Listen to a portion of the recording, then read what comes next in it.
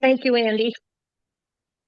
I have a little information to share with you folks before I introduce our speakers this evening.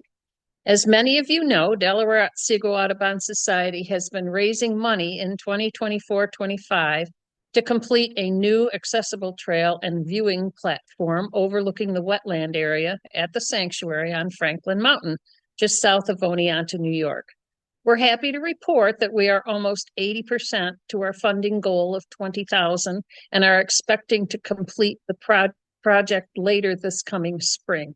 Donations are being accepted at our GoFundMe page, which is posted at in chat. Yeah. We give a heartfelt thank you to all of those who contributed, including the A. Lindsay and Olive B. O'Connor Foundation. What you might not know is that our board has been working on accessibility items over the last 4 to 5 years through our committee, consisting of Andy Mason, Jane Backman, and Pam Peters, chaired by Londa Palmer. Thanks to their good work, we now have a handicap accessible porta-john on site, as well as strategically placed resting benches along our trails, an improved Hawkwatch mound, and a parking area and entryway that is more friendly to those with disabilities. We also include better descriptions and accessibility items in our field trip promotions as a result of their work. We are very grateful for their efforts and are committed to continue to make our work and programs more accessible and inclusive as we move forward in 2025 and beyond. And now to our program. Birdability is a nonprofit working to make birding and the outdoors accessible and inclusive for everyone, especially those with disabilities or health concerns. Tonight, Virginia Rose, founder, and Kat Fribley, executive director of Birdability, will share initiatives to provide access, information about existing spaces, and practical insights for creating accessible events and spaces. Welcome, Virginia and Kat. Thank you so much for having us. And I'm just so impressed with everything you guys have done. You're about to set yourselves up as like what do they call it? The quintessential organization doing all the right things. So you may have some more followers. Thank you. Virginia, do you want to get us started or do you want me to ask folks? Why don't I ask folks what comes to mind for them? Yes, please. When we say the words accessible birding, I'm really curious what comes to mind for those of you who are joining us tonight. And please feel free to put in the chat what those words are, that when I say accessible birding, what comes to mind for you? And then we'll just watch that roll in, Virginia, as you maybe start by introducing us and getting us rolling. Sure, I'll be glad to. So, I'm Virginia Rose. I'm founder of Birdability, and I am so pleased to be here and talking with you all this evening. And don't laugh, I am all bundled up in my scarf and my down vest, and it's 45 degrees here in Austin, Texas. So, and I'm inside. But regardless, I just wanted to give you a really quick rundown on how I ended up in this fantastic situation. I had birded for 15 or so years and feeling like I never saw any other people with disabilities on the trail. And I was always birding with a bunch of walking people. And so birding had brought me so much joy. And so I like to say it brought me my greatest happiness. So I realized then, where are all the disabled people? They must just not know about it. Hence, I decided after I retired from teaching that I would try to find all the disabled people and introduce them to birding. So that's my spiel. And now, Kat, introduce you. I just realized I have not shared my slides. No wonder, Virginia, you were just pausing. Please feel free to poke me and say, Kat, you're supposed to be the one sharing the slides. Oh, Let that's me do okay. that. Here we go. All right. I think you all should be able to see my screen now and sharing the slides that Virginia and I are going to be covering. All right. Thanks to folks, by the way, for putting some things into the chat, access to accessible programming, not having to bushwhack. All of those things are definitely going to make an appearance in our presentation. So I'm going to turn it back over to you, Virginia. And Kat, don't you want to introduce yourself, please, first? You want me to do that? I can do that on my slide. You go ahead. Okay. Alrighty. So, this is my very favorite slide of all time. I wanted you to see my van. It's important for you all to have some idea of how I get around. The tall walking person on the other side of the screen is my sister, and she and I bird together and have for 20 something years. And we are celebrating a great birding morning at the Big Thicket in East Texas. So part of what I wanted you to see is the celebration. And the other thing I wanted you to see was the van with the ramp that comes out and requires an 8-foot access aisle. But more on that later. So I think it's important for everyone to realize that no one can predict what a person with a health concern or a disability can or cannot do. And I think sometimes we inadvertently try to make those decisions for them and then come to realize, oh, I didn't know that Virginia could climb this hill in her manual wheelchair. So the fact is that a lot of disabled people don't even know what they can do until they are in a situation. I like to say, just ask me. I never know what I can do until after I've done it.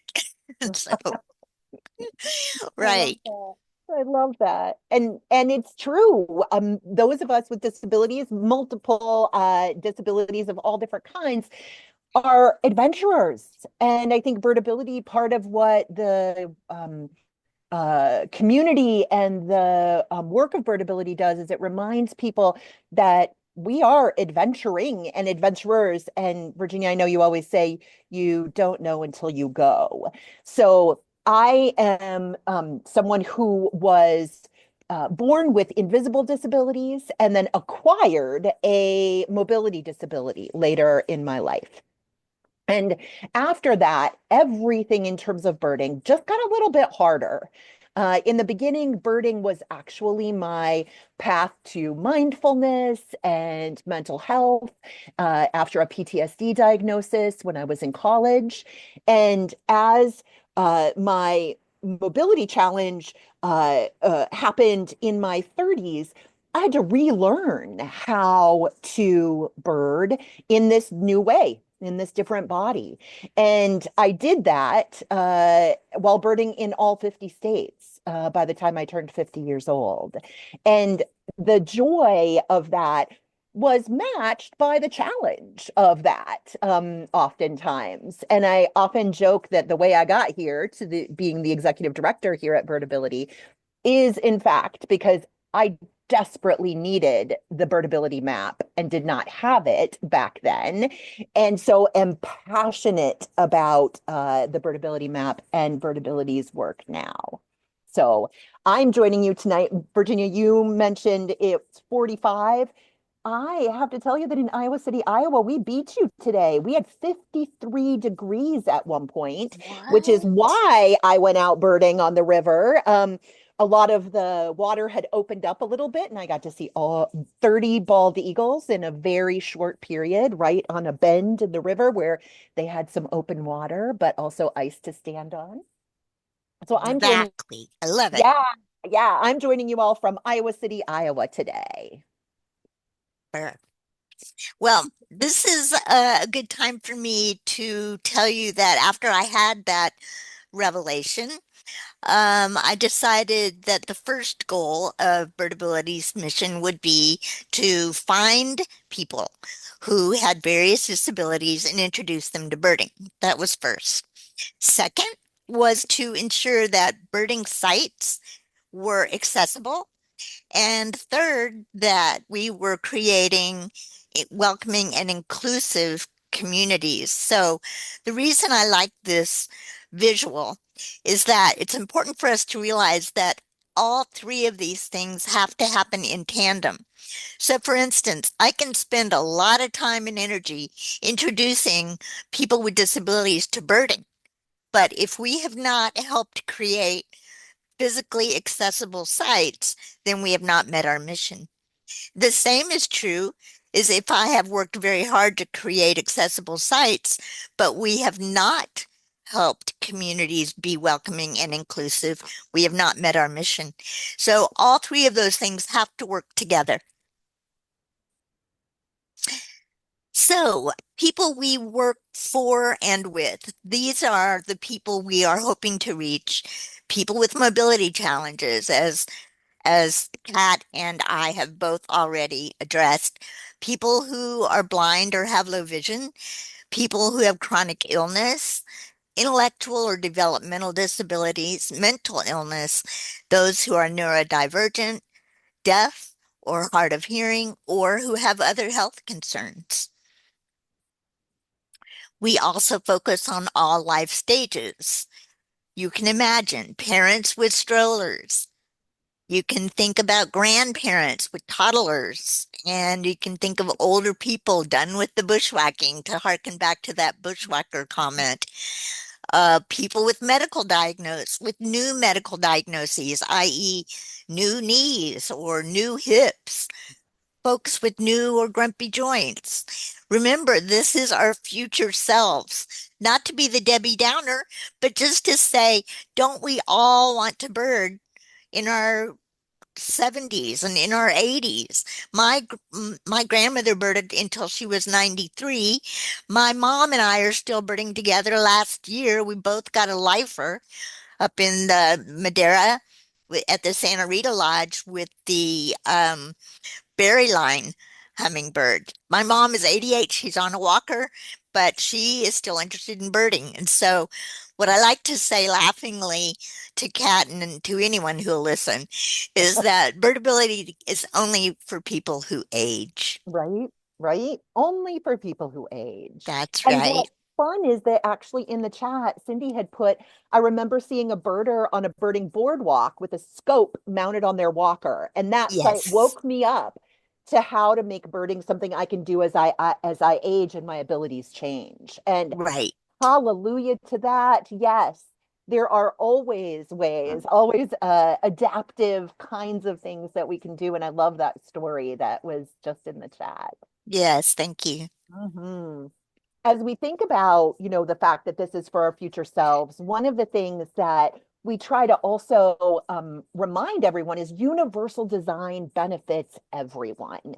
When Virginia is talking about parents with strollers, grandparents with toddlers, when we build something to reduce the environmental barriers within that environment, it doesn't just benefit folks with disabilities. It benefits so many people who would never identify as having a disability, but perhaps who are exhausted or having a rough day, who are, as Virginia said, recovering from a surgery or navigating a new joint. Those of us who, are aging are certainly very possibly looking at some new joints too.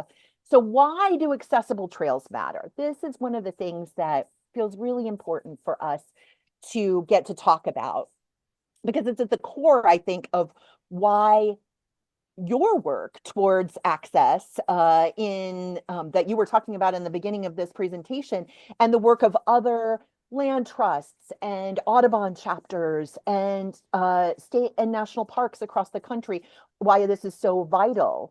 And in part, it's because birding, that beautiful practice of observing birds, comes with a whole lot of health benefits. And that includes mental health benefits, cognitive benefits like enhancing focus and memory. It comes with benefits around social connection and community building, a reduction of isolation and an increase of connection. And it can also be a therapeutic tool for trauma recovery. I am living the proof of the ways in which birding can enhance mental health. And it is such an important piece. And when we think about all of that, first of all, I'll tell you, we have a page on our website. If you're interested in checking out more about any of these things, there's probably a website page that is directly related. So when we think about and talk about those benefits, we know that often folks with disabilities lack that same access to nature, that same access to birding, and that there are so many ways in which physical limitations, finances, fear, anxiety, Virginia, I know we talk about you can't know until you go. And you and I both have been the people on the phone who are calling to say, hey, is this possible for me? Like, tell me more about it. But not everybody feels often as empowered to make those calls, to say, here's what I need. How is this going to fit with your event? How will this fit with this physical space? So Right. certainly wanting to acknowledge the ways in which anxiety about that can also contribute. We know exposure to nature decreases negative rumination. Who doesn't need a little less negative rumination in their lives? And so when we think about that, we just know generally exposure to nature increases well-being, creative problem solving, and the incredible research that is coming out now about the ways that both physical and mental health are benefited, I think tells us why accessible trails matter. This is a really beautiful quote from an article talking about the fact that the very people oftentimes who maybe most need the benefits of nature are sometimes excluded from nature. So our goals are to make sure that we know how many people in our lives and in our communities actually have a disability or a chronic health concern. Because when we think about these numbers, 1 in 4 Americans have a disability of some sort, including, of course, mobility challenges, deafness, being blind or low vision, or identifying as having some form of neurodiversity. When we think about those numbers, not to mention the much broader, because not everyone fits in the definition of disability who actually has an access challenge. If you, for example, are recovering from long-term illness, if you're in cancer treatment, if you have long COVID, or if you have fibromyalgia, all of those are things that can deeply impact your access to nature, and that Birdability is hoping that our work can help to create more access for. So let's talk for just a minute about birding, because birding, I think for many folks, has different connotations, different definitions.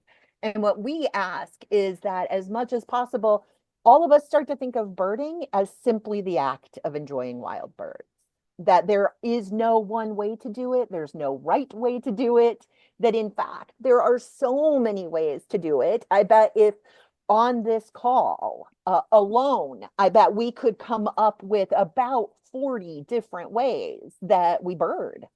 Today, because it was lovely and warm, I partly birded from my car and I partly birded from a picnic table along the river. And in both of those situations, I got to watch tens and 15s of eagles in each of those spots. What a terrific thing. That's just one way of birding. Virginia, what's the last time you went birding? Where were you? What kind of birding did you do? Well, actually, it was today in my Okay. backyard because I knew that I wanted to get some of these birds on my eBird list ASAP. And I Absolutely. was seeing pine warblers, I was seeing American Mm, goldfinch. I'm not going to mhm. see those 3 months from now. You bet. So I Yeah. wanted to make sure to have some testimony. I'm trying to gain a little more credibility on eBird. So anyway, I um, love that. yeah, and I would just say one other thing. I just finished reading Amy Tan's Oh, Backyard yes. Birding Chronicles, Yes. and what a perfect example. I mean, even 3 years ago, Amy Tan would not have said she was birding. Right. She would not have called herself a birder for fear of encroaching on this, very elitist kind of Mhm. word or even, practice. So we're trying Absolutely. to take some of the, what is it, sting out of Yeah. what is it? I don't know. It's almost like it's not gatekeeping exactly. There's something like people always come up to me and they say, I'm not a birder, but, Right, and right, then they talk about the fact that they see the same hummingbird come back every year. And they talk about the identifying marks on that hummingbird that allow them to know it's the same hummingbird and where the hummingbird nests and the family it raises. And I'm like, this is field level ornithology. What are you talking about? You're not a birder. But right, because they weren't observing with binoculars or they didn't have a list or they right. weren't, counting the birds, somehow they didn't feel like they belonged or were included in the definition. Right. So that's the word is we're just trying to broaden the Yes, inclusivity and help yes, people know that when you are enjoying a wild bird, you are birding. And you are absolutely. doing it with or without binoculars, sitting in your backyard drinking Yes, coffee, which is exactly what Amy Tan's book is entirely yes. built upon. So, Absolutely, good example. absolutely. I will tell you, one of the things that is really exciting about this redefining birding in some way or broadening the definition of birding is that all of those things that we just named are a part of birding. And broadening this definition is in and of itself addressing access because so many people who would absolutely, I think, be birders can now begin to maybe see themselves as birders, no matter their physical limitations or access challenges, no matter whether they are identifying birds or simply being with birds and enjoying them in their backyard. So I Mhm, love that. mhm. And we're going to dig deep into some other access considerations. And when we talk about access considerations, what we really mean is things and barriers that may exist that we hope folks can consider and think about addressing in the physical environment, in organizational environments and cultures. So, access considerations, we have a whole list on our website, and what we're going to be able to talk about today will be nowhere near exhaustive. But we do want to just start with the fact that one primary access consideration is making sure that there's lots and lots of information available ahead of time. And I heard actually Becky mention that part of what you all are doing is putting out really good information about your events and about your site. And I think those are the kinds of things that start us off when we're thinking about access. Consider surveying the people who are going to be attending, asking them what their access needs are, making sure that you have a point of contact person available. And then for non-pre-planned groups, like if we're not registering and if you're just saying show up at Big Thicket, for example, Virginia, to use your spot, communicate as much information as possible ahead of time about what kinds of conditions the person is likely to be encountering, because that tells them whether it is accessible for them or not. I think sometimes when we use the term accessible, it is shorthand for we're thinking about access, but there's no place that's accessible for absolutely everyone. And so our goal through the Birdability Map, through talking about access considerations, and through this desire to have people share really good information is at its first and foremost, at its most basic, is to help people identify what is accessible for them. So I know, Virginia, that part of how Birdability started was you identifying what was accessible to you. Will you talk a little bit about that with us?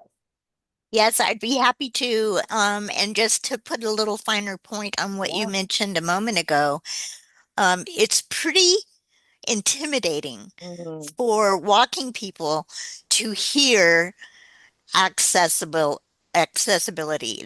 I mean, Mhm. what I want to do is reassure everybody and to hear you heave a huge sigh of relief that we are not expecting you guys to become professionals on accessibility for everybody. Nobody can Mhm. do that. Mhm. Nobody can do that. That's impossible.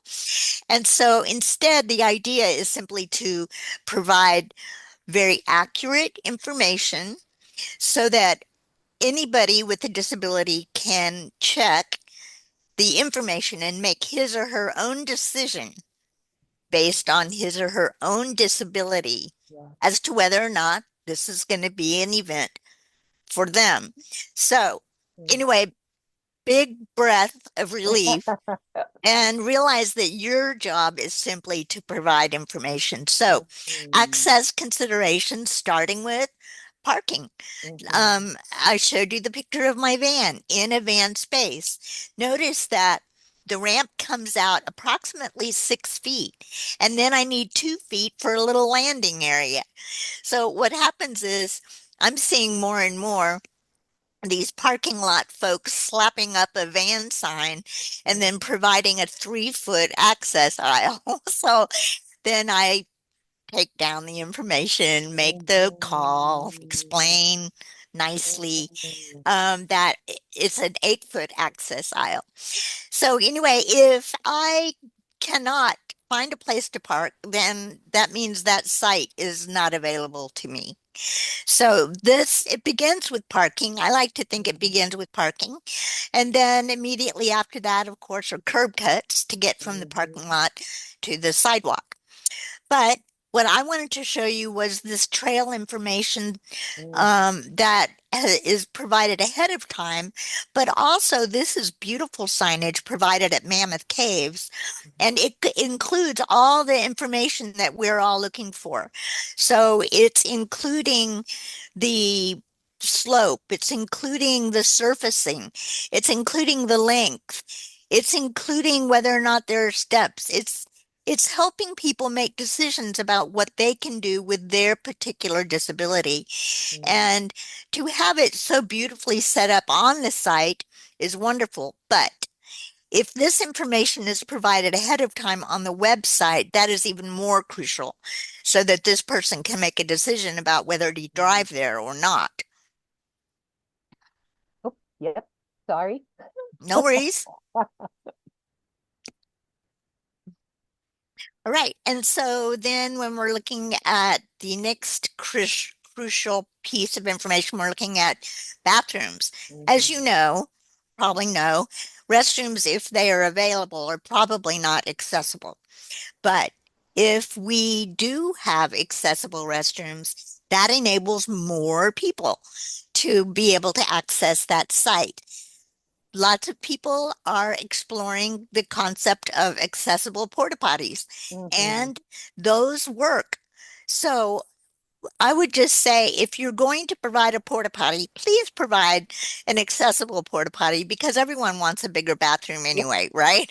Nobody is ever sad and like, oh, could I please be crammed into the smallest Yes, porta potty possible? yes, please, please.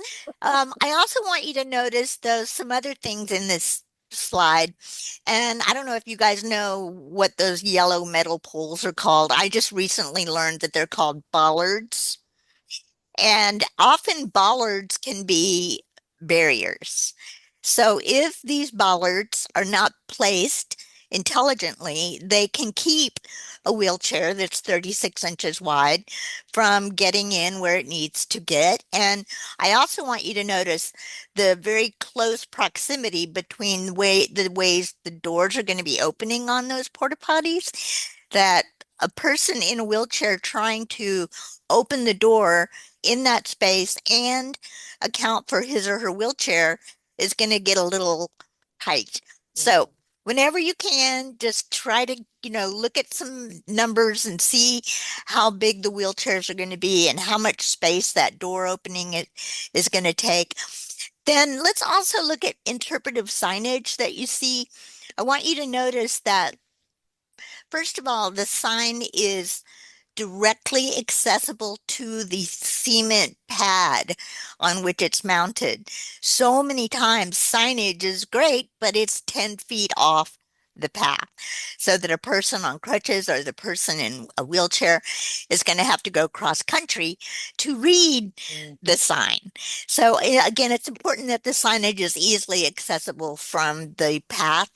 Also want you to notice that the height is really well suited for seated viewers. I don't know if you can see it, but in the right corner, there's a tactile element, and that's to show a sycamore tree. And so a person who is blind or has low vision is able to experience that sycamore tree in another way. And this just brings up something that I like to help remind people about, which is the idea of accessibility to me is just making sure that everybody can access the information in some way. So for instance, if a sighted person can see the sycamore, then your job is, how can I provide that sycamore sight to a person who is blind? And so those are the kinds of questions that I try to start with. So it enables me to better assess what I need to do.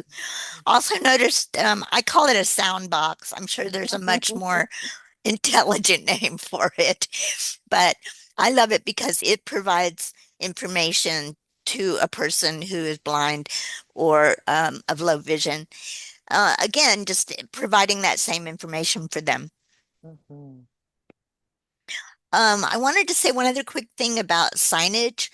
And the only reason I'm bringing it up specifically is that I overheard you guys in the meeting before the 6 o'clock hour talking about contrast, the white and blue. And that's such an important thing to pay attention to, particularly for people who have low vision, because all of a sudden contrast is becoming more and more important. So again, there's all kinds of rules on contrast, and we can help you provide some of that information as well. Thanks, Kat.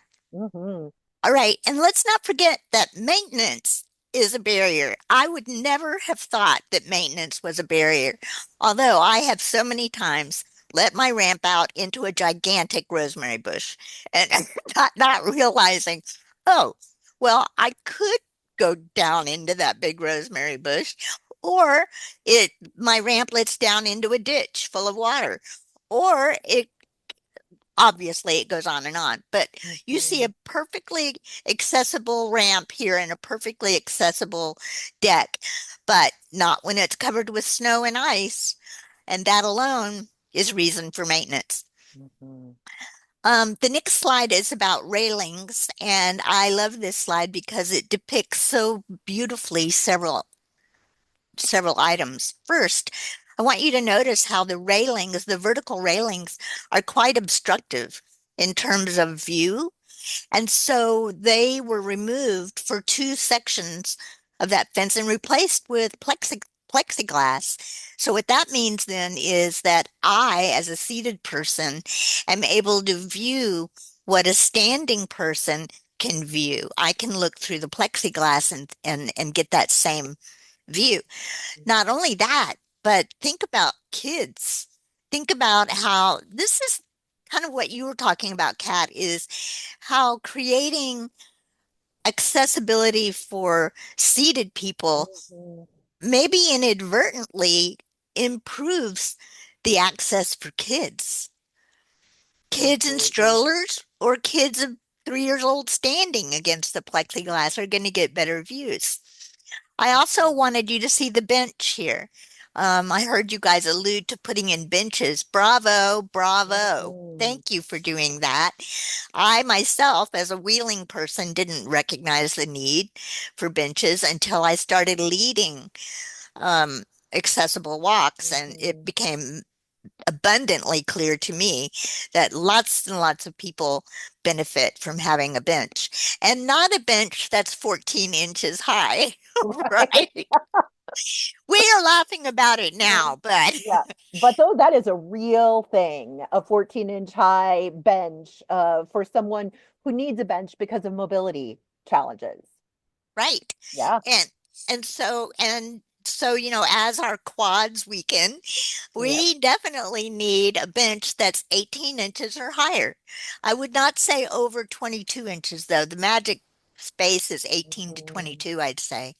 Um, and then on the same note, some people want a bench with an arm so that they can use the arm to help them stand. And then there are people who want to be able to slide in without an arm. So we're recommending a bench that's 18 inches high with an arm on one side and no arm on the other. And Kat, how do you feel about the bench having a back? I, I am a big fan of benches having a back. And one of the things that I love about this bench, it meets every criteria that you have just shared. And you can sit on it and see that beautiful view just as someone who is taking in the view using a wheelchair or taking in the view from a stroller. That bench farther back affords me the same view because of the plexiglass as well. Exactly. Hmm. Thank you. Next slide. Yes. All right. And then I love this picture on the left side. Whenever we talk to people on the site, they'll say, I'll ask, well, are there any steps? And they immediately put up their fingers like this, and they'll say, well, it's just about a 1 inch or two. It's just a small little step. At which point I laugh good-naturedly because Mhm. I'm a good-natured person, but realizing that that makes that trail inaccessible. Mhm. Maybe not to me because I can still pop wheelies, but to countless other people who are in motorized wheelchairs, Mhm. they're not able to do that. And that 1 or 2 inch little step makes it impossible for them. Completely So, impossible. and roots, I've spent many an hour stuck in roots waiting for a walking person to come by and save me. It's like, uh, oh, the stories I could tell you about roots, but Mhm. I'll make that for another time. Mhm. So don't underestimate roots and ruts and rocks as obstacles for people who are trying to drive wheelchairs or crutches or walkers. Let's look at bird blinds. Thank goodness bird blinds are starting to see all the benefits of access.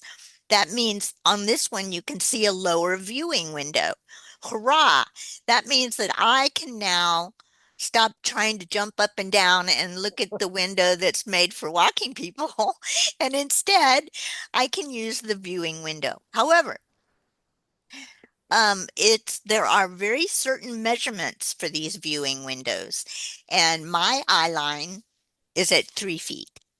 So what that means is if we make the viewing windows start at say 32 and go up to, I don't know, 40, then that's going to be a window that I can actually use um, without straining myself too much.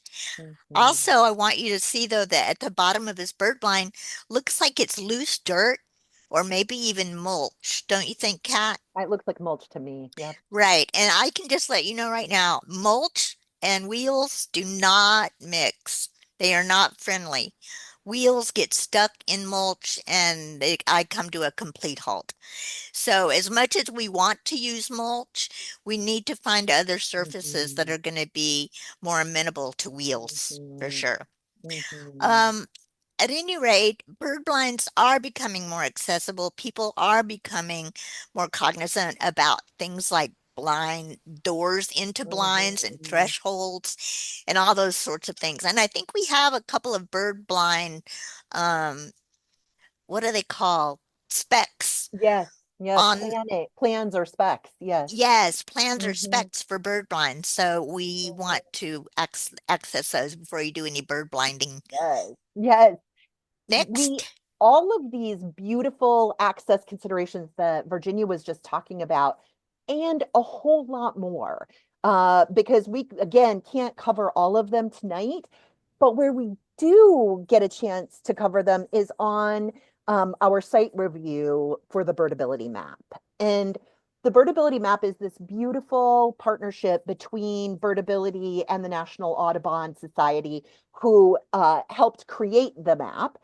It offers an opportunity for anyone across the United States, or really the world, to be honest, to help crowdsource information by sharing detailed access information, just objective information about things like trail type and benches and nearby noise and shade cover and safety concerns. And once you fill it out, it's posted on the site. We currently have, oh my goodness, almost 1,900 now, somewhere between 1,850 and 1,900 sites that have been reviewed across the United States, Mexico, Canada, and 15 other countries. The majority of the sites are in the US. And in some regions, there's still a lot of work to be done. And we really hope that maybe you all will get excited about reviewing some of the sites in your region. When you go to the Birdability Map, you go to the Birdability website and click on Birdability Map, it will take you, and you, as can see on the left, it'll take you to a page that has a search bar. And you can put in the state, or you can put in the name of the place that you're looking for. You can also filter by what you're looking for in terms of access feature. You can filter by US state. You can do all kinds of different things that will allow you to find the right spot and know that it's the right place for you in terms of access. Anybody can fill out a site review. And as a matter of fact, I highly encourage everyone to fill out a site review, in part because it gives an opportunity for you, if you are someone who doesn't live with an access challenge, it gives an opportunity for you to really be in a space where you're considering all of these different access challenges that people might have in terms of that space. And once you see something like that, once you become aware of it, you never become unaware of it again. Once you recognize, like, oh gosh, this is a really great view. How beautiful. They've put in a gorgeous viewing platform, but there's a lip about this big from the concrete up to the viewing platform, making it inaccessible for many folks. You never forget that sort of way of navigating and assessing the world. And so the Birdability Map is both a tool in terms of allowing folks to find sites that are accessible to them, but also a tool for auditing sites and helping others to understand what kinds of access challenges look like and what we're talking about. And also a tool for road trips. Oh, yes, absolutely a tool for road trips. Virginia, I think one of the very first things that you said to me was, so here's how this happened. And it was really about you wanting desperately to get to travel from place to place and meet up with other disabled people and get to bird together in these amazing spots. Am I remembering that? Yes. Yeah, yeah, road trips. It's an excellent tool for road trips. So let's talk, I want to mention one other thing. When you look at the Birdability Map site review, you'll see a whole bunch of different kinds of access things. You'll see things like, as we talked about, benches and bathroom access, safety concerns, loud noises, slope and grade of the trail. Some of those are things that are covered by the ADA. Often, when we say access or access feature or accessibility, people have an automatic sort of first concept of that as the ADA. And the ADA is amazing, and what it has done is amazing, and it is the floor of what we hope, and not by any means the ceiling. There are many access needs that are not covered by the ADA or the ABA, which is the architectural barriers. What's the last ABA, Architectural Barriers Act? I was like, there's another A in there. I know it. Those are really important guidance in terms of legislation, but they're absolutely not where we stop in terms of access. And so I just like to name that for folks. Virginia, somebody in the chat said, how does someone recruit I folks saw with that. access challenges for birding? And I think this is a great place to turn it over to you to talk about. Right, absolutely. And remember, this is the very first thing that I wanted to do. So I asked myself, where the heck am I going to find all these folks? And so I just started in. I knew that the hospital here in Austin, St. David's, I knew that they had a spinal cord injury support group. And I knew that they had an amputation support group, a multiple sclerosis support group, and stroke survivors support group. So the first thing I did is contact the spinal cord injury group, the facilitator. I asked her if I could do a 10 or 15-minute presentation about birdability, and she said, sure. So I was able to do that. And while I was talking, I was sending around a sign-up list for anyone who might be interested. So I came away with 3 people who were definitely interested in going on a bird walk with me. So I took that info and then I went to the amputations group. Same thing happened. Went to multiple sclerosis. Same thing happened. So forth. So by the time I had gone to those 4 support groups, I had 10 people who were interested in looking into birding with me. The next thing I did was brainstorm about, well, where else would I look? And I started looking at retirement facilities, knowing that the activity directors are always looking for something interesting for their residents to do. So I went to Brookdale here in Austin and I talked to the activities director and I said, is there a way where we could use your van and transport some of the residents who can travel and have them meet me at an accessible trail? He said, sure. So we were able to do that successfully, and those became quarterly walks. Then I think about kids disabled camps. Sadly, that is still not a box checked in my life, but it is in my future. I know it. I dream about it. It's perfect already because the kids disabled camps are already set up. It's just a question of getting binoculars in the hands and or in the ears of those kids. And if we are not getting birding into the hands or ears of kids, then I don't know what we're doing here. So that is next on my list. Same with veterans. I'm thinking about wounded vets, wounded warriors. I'm thinking about paralyzed veterans. These folks are going to benefit. And it's a matter of outreaching, and making those veteran walks happen. Can I mention something, Virginia, as Please. you're talking about this? In October of this year, I went and participated in the Iowa Ability Fair. I'm here in Iowa, Virginia's in Texas, you all are in New York. Every state has usually some form of ability fair. And this was held at the Easter Seals campus in Des Moines.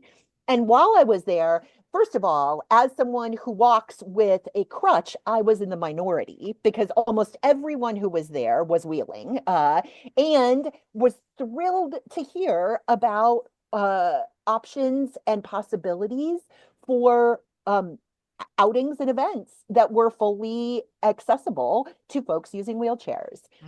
While I was there, also, our Paralyzed Veterans Association came up and asked me about doing an outing. The same time, the Easter Seals campus where we were said we have disabled kids camps all summer. Would you come and talk about birding at one of those?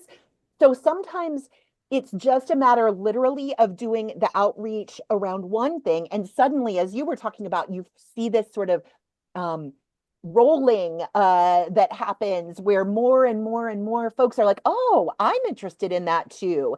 And if you can only have one sort of strategy, if you find an ability fair, a disability fair, and you have a table there about your organization, that is going to introduce you to lots and lots of folks. Definitely. Thank you. That's a great idea. The same is true in Mhm. Houston. Yeah, Um, yeah, so we'll just skip through a lot of these, yep, but I do want to just say that rehabilitation hospitals yes. and gyms has been really a rich source for me. I lead walks for 3 different rehab organizations here in town. I'm talking about adaptive sports organizations in every state. Mhm. Scouting and 4-H groups can benefit. Schools for the deaf and blind. I mean, really, these are the places to go. And it Yeah, really is just a question of calling up a facilitator, asking to do a presentation, and taking it from absolutely. there. And I know that we are closing in on when we want to move to Q&A. So I want to just do a quick, I'm going to go through these next 3 slides pretty quickly, but what I'm going to tell you is that on our website, under inclusive language use, you'll find a whole lot more information under our guidance documents. It'll talk about the power of words and the kinds of ways that we want to use language. It's going to talk about refraining from assumptions about anyone's abilities or access challenges. And it's going to encourage you to ask respectfully, because disability is not something that has to be hush hush. It's not something that you should avoid. In fact, we really hope that what we can do is respectfully ask each other, what do you need to make this more accessible for you? And then it's going to also talk about the kinds of inclusive language that we hope folks will use. Similarly, there's a tab on welcoming and inclusive birders, and it's going to talk about creating a welcoming atmosphere, how you might do that. It's going to share about creating physical and emotional safety for folks who do come.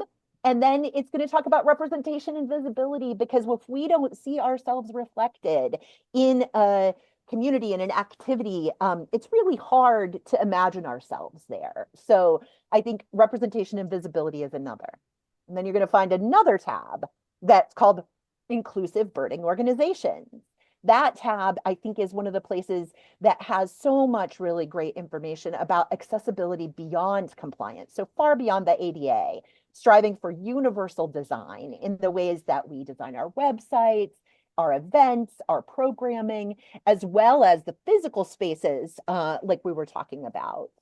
And then it touches on building inclusive cultures and on engagement and collaboration, because partnering with disability advocacy groups to help you actively seeking feedback from individuals with access needs and including them in leadership roles in decision making around access. These are some of the ways that your organization continues to become more and more inclusive. It sounds like y'all are off to an amazing start. The fact that you have a committee that's working on this puts you light years ahead of some. And we Yes, really want to just, first of all, say, we probably wouldn't be here if you didn't care deeply about accessibility and access. So, thank you. yeah, we're delighted about that. I want to just name a couple of things that Delaware-Otsego Audubon can do in an ongoing way. Invite folks in your birding group to help you identify other local accessible birding sites that they use. Read about access considerations that we've talked about, and then hold events there at those accessible birding sites. Complete birdability site reviews and reach out to all kinds of places. This is sort of the um, tell them what you're going to tell them what you told them, and then, or tell them what you tell them, and then tell them what you told them. This is the tell them what you told them part. This is really just a roundup of some of the ways that you can implement the things that Virginia and I have been talking about so far tonight. So I think that with that, we're going to tell you there's lots of ways that you can get involved. Almost all of them start by either going to birdability.org or by going to Facebook or Instagram and following Birdability. We would love it. You'll find out lots of information there about events that we're holding, accessible outings, Birdability Week, all kinds of really terrific ways that you can get involved in your community. And with that, I'll turn it over to Virginia and then we'll move to Q&A. We will. The reason I always like ending with this slide is because when I was at the Big Thicket and I was surrounded by bird song and everybody was climbing up the mountain in front of me and I was on the bridge just feeling like I was the happiest I'd ever been. And I realized I am right now the best self. I, I'm feeling like I am my best self. And I Mm. was so overcome with it that I'm sure I was just like little tear here and there. But anyway, after I realized that, I wrote, well, if the best I can be, I found in nature, then maybe the best other people can be is waiting for them there too. Absolutely. That Thank you. concludes our hold on here. Let me find my way back to Zoom. Concludes our slideshow portion of the evening. And I'm not sure who it was, if it's Becky or Andy, who were going to share with us some of the questions that might have come in from the audience. We would love to get to answer them. Yeah, this is Andy, and Yeah. I don't see any Okay. questions up there, but I do. I actually tried to put one in, so maybe that function's not working. But I'll ask it Yes, please. directly. Do you have any advice, any guidance in um, in trips with multiple levels of abilities? People who perhaps have no issues Yep. down to those who, have more serious Yes. difficulties. It would seem like the trips would have to move at either maybe a more leisurely pace than some of the participants would wish, Mm. or else, people might get left behind. So, Can I share something? I'm Yes, a big please. both and person. And I think that there are solutions where you can have the both ands of this. mm, And one of the things that has been really gaining popularity, and I love, I like to call them out and back trips. So basically, there's some sort of central location where we gather, where there's going to be some pretty good birding. I will tell you that often, Virginia, I know we've talked about this, Eric and I talk about it all the time, that one of the joys is sometimes when we are left behind, we end up seeing all the birds you all saw, but we saw them with less steps. Right. Um, so I'll just yeah. remind you, sometimes like birding from the parking lot actually is a pretty fantastic solution. So maybe you create a centralized place where you have an actual like little sit happening. And there's going to be somebody who stays there, right, with the folks who are birding from that central location, who maybe are folks who are needing seated birding, slow birding, want more mindful birding, deep attention paid to each bird. Hmm. And then what we offer is for folks who would like it, for there to be trips sort of out down the trail this way. Let's go explore. And then we're going to come back. And then we'll go down this trail and then we'll come back. And part of what that does is it allows people to join for short bits of the actual out part, knowing that there is a centralized location where they can go back and sit and still be in community and birding. So that's just one way. I think Hmm. the more we think about solutions that are both and, the better, because being able to bird collectively together, no matter our access challenge, is a real joy. Hmm. Yeah. Good. What would you add, Virginia? Because I know you have other solutions that you all have come up with, you and Eric, I think, too, even in leading birdability events in Austin. Right. Well, let me just say that these events, they're called Birdability.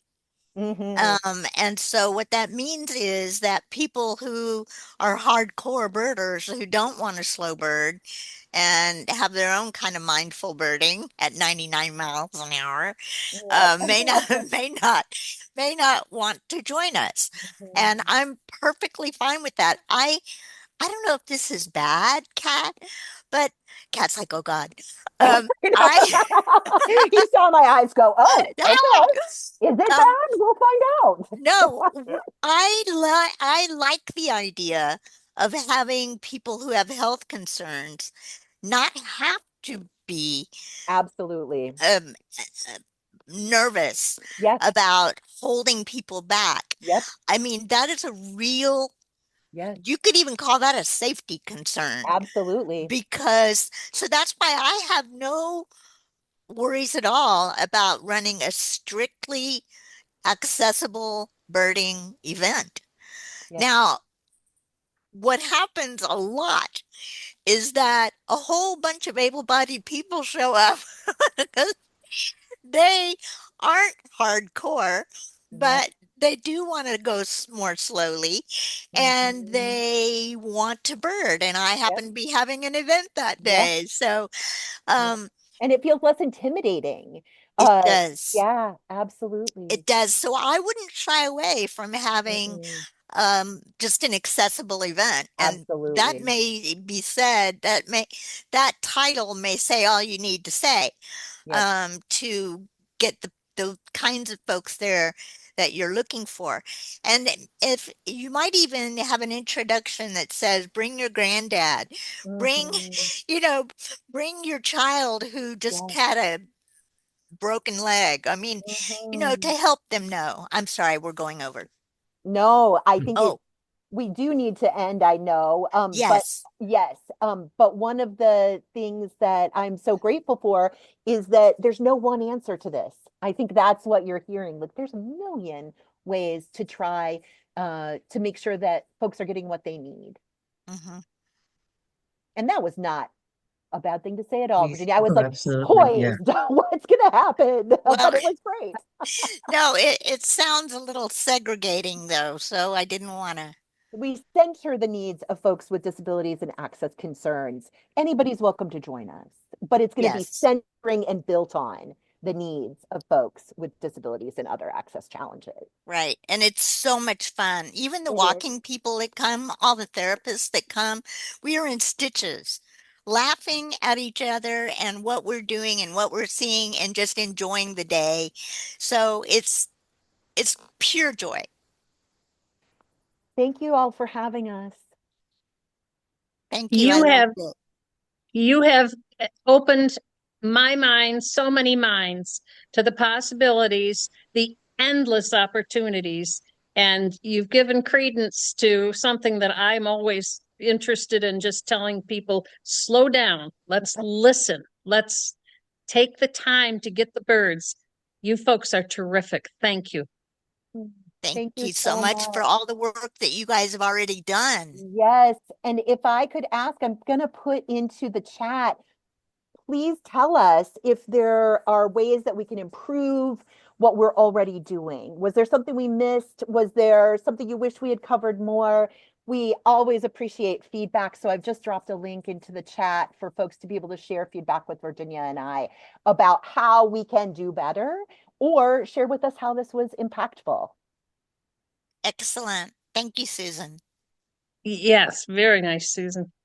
Okay, well, I dearly appreciate you and yours. Thank you so much. Thank you, Thank you. Becky. Bye, We'll all. see you again. Okay, bye-bye. Bye. Bye. Bye bye.